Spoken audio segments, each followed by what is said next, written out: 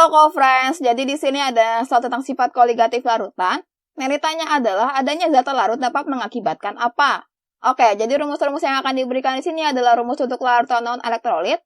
Rumus untuk tekanan uap jenuh larutan di sini adalah P sama dengan P0 dikali XP. P adalah tekanan uap jenuh larutan, P0 adalah tekanan uap jenuh pelarut, XP adalah fraksi mol pelarut.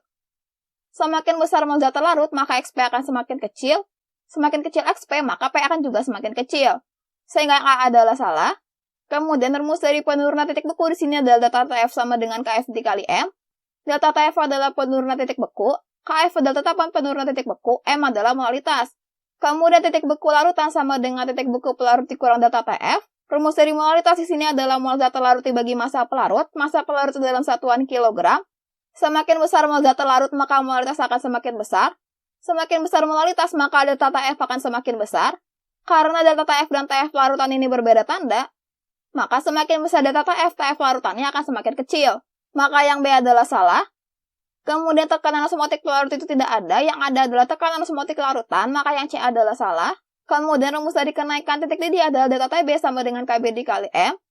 Delta TB adalah kenaikan titik didih, KB adalah tetapan kenaikan titik didih, M adalah molalitas. Kemudian titik didih larutan sama dengan titik didih pelarut ditambah delta TB. Semakin besar molalitas, maka delta TB juga akan semakin besar. Karena delta TB dan TB larutan ini tandanya sama, maka semakin besar delta TB, TB larutan juga akan semakin besar. Maka yang D adalah benar dan yang E adalah salah, maka jawabannya adalah yang D. Oke, sampai jumpa di soal selanjutnya, co-friends.